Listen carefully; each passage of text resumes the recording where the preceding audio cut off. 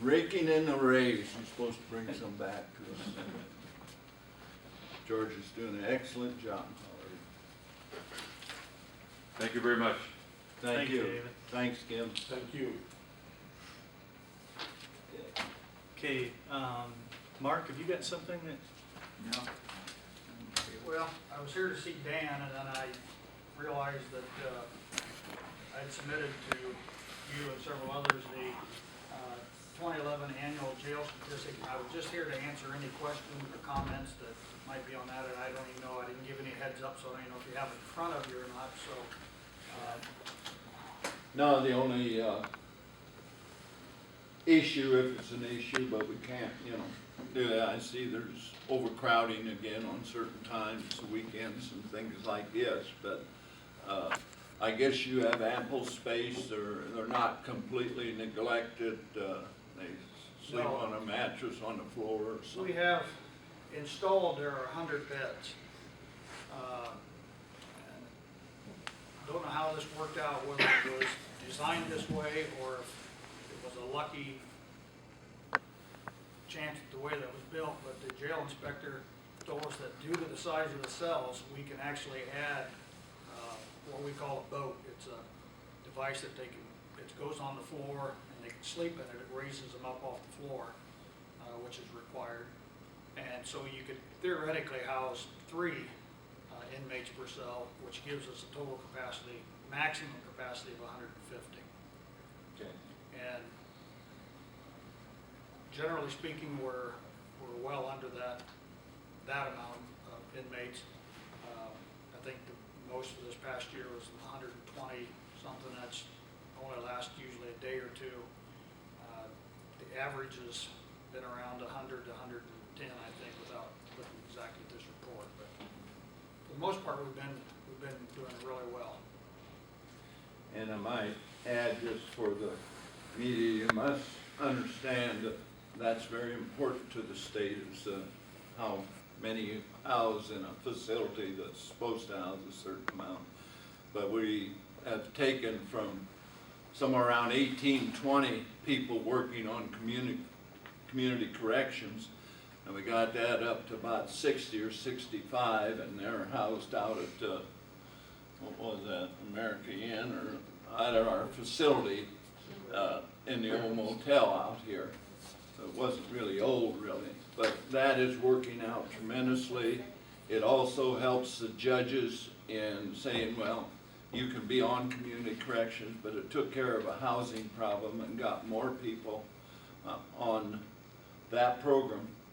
And probably next month there will be in the newsletter quite a few facts and figures on the money that has saved the county, and also helping those young and old individuals get back on their feet, supporting their families off of food stamps, and so that's a savings. So that, in addition to what Mark and his staff does over there, it really helps out with the overcrowding. So.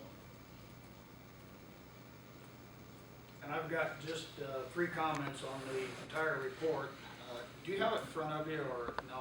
Okay, I apologize that I didn't. I don't have mine with me either. But on page 4, under programs and services, I talk about the inmate health care, which is a company now that has been in place for 5 years. Not necessarily going to make a change, but I'm investigating some other companies for pricing and things of that nature to make sure that we are still on track with what we're paying on that. And trying to speed through that a little bit because the contract is due at the end of July. It starts the 1st of August, so we need to be making a decision here very shortly. On page 6, under building repairs and improvement, we've made 2 substantial improvements. First of all was the inmate telephone system, which the inmates are able to make calls out. We weren't getting a very good commission from the phone company that had been in place for many, many years. So we investigated some other companies on that. and we came up with a company called Inmate Telephone Systems, which they guaranteed us an increase in our revenues, and there has been some that were actually double what we were getting paid before. So those have gone up, and what those revenues goes into the commissary, which are my discretionary funds that I can spend on training and equipment, things of that nature. So it's a huge help there to help fund that. And then we also kind of piggybacked on that telephone company was a new jail management computer system, software system. That cost us money. The telephone system cost us nothing. That was free because the telephone company makes money off of it also. The jail management system which is called Jail Tracker, we're working through Telmate to where the cost of that program, which I don't have the exact figures, was in the range of somewhere between $60,000 and $70,000. We're paying for that out of our telephone revenue. So they're just deducting a monthly amount out of that and being able to pay for that. So in a sense, it's costing the county nothing. It lowers our revenues a little bit, but we've got a far superior jail management system as compared to what we had before.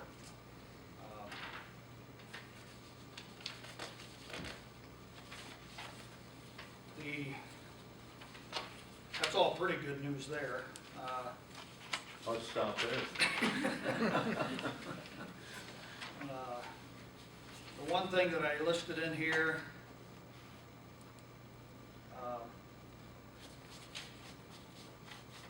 it's on page 7. I didn't. Talking about the cell door locking mechanism, right now, I don't know if either one of you have had the opportunity to look at it, but it's a huge panel that's got rocker switches in it that unlock all the cell doors. We monitor through radio and video, and when one of the confinement officers needs to go in a cell, they radio and you hit the button and it opens the door, and they're able to get in and out that way. Again, that was installed with the jail 25 years ago. 25 years down the road, the system itself is becoming increasingly obsolete, quickly becoming obsolete as far as the repair parts. The rocker switches, everything in there is pretty much manual, and if you use it, it moves. So anytime you got moving parts, things wear out. So what needs to be done at some point is to install a whole new system for that, and currently what's on the market is a computer system that remotely unlocks all the doors right there in the control room. The same way we would do it, only it's either on a touch screen or the moving of a mouse and clicking on it, and it activates the unlocking mechanism where it needs to be. Unfortunately, the downside of that is the pricing on that is pretty close to $100,000.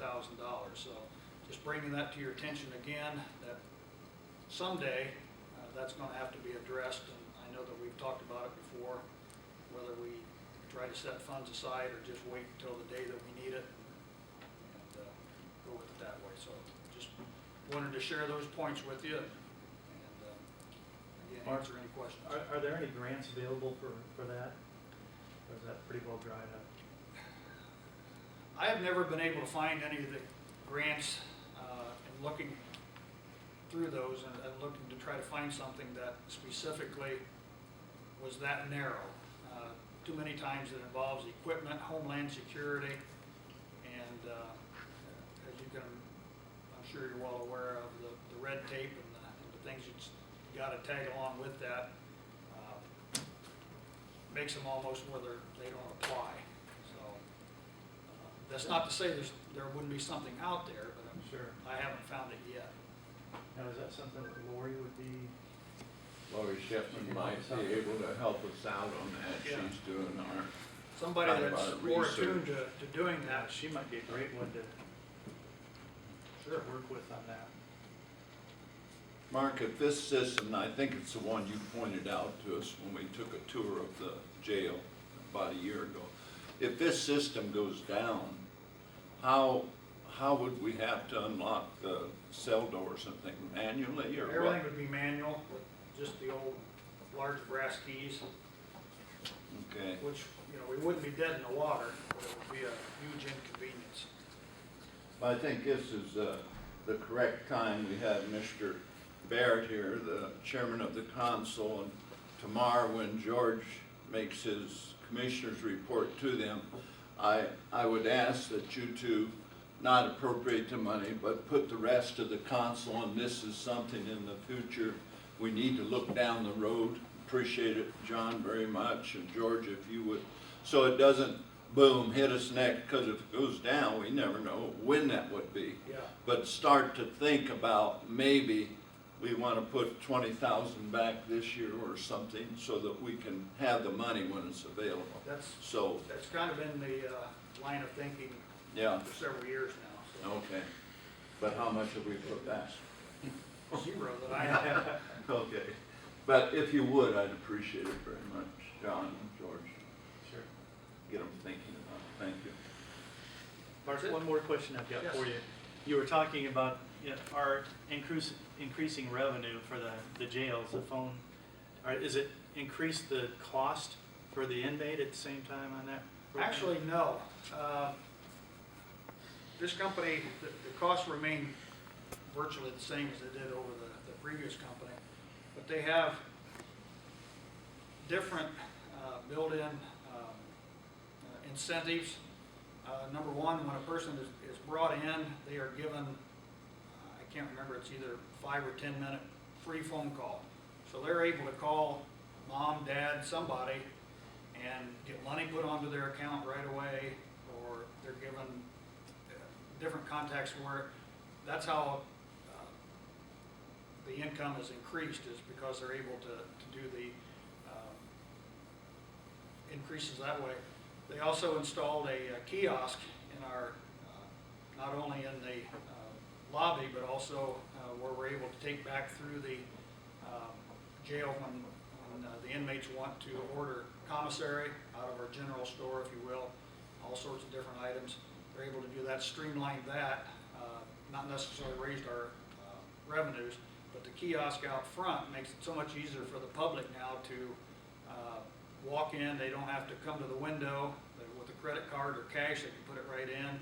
Before, we had to require everybody to bring a money order, so we weren't handling the cash. The new system also allows internet access to putting money on the books, so somebody clear around the world could get online and put money into their loved ones' account. So Sounds like a great system. it's far superior to what we had. One last question, I'll leave you go.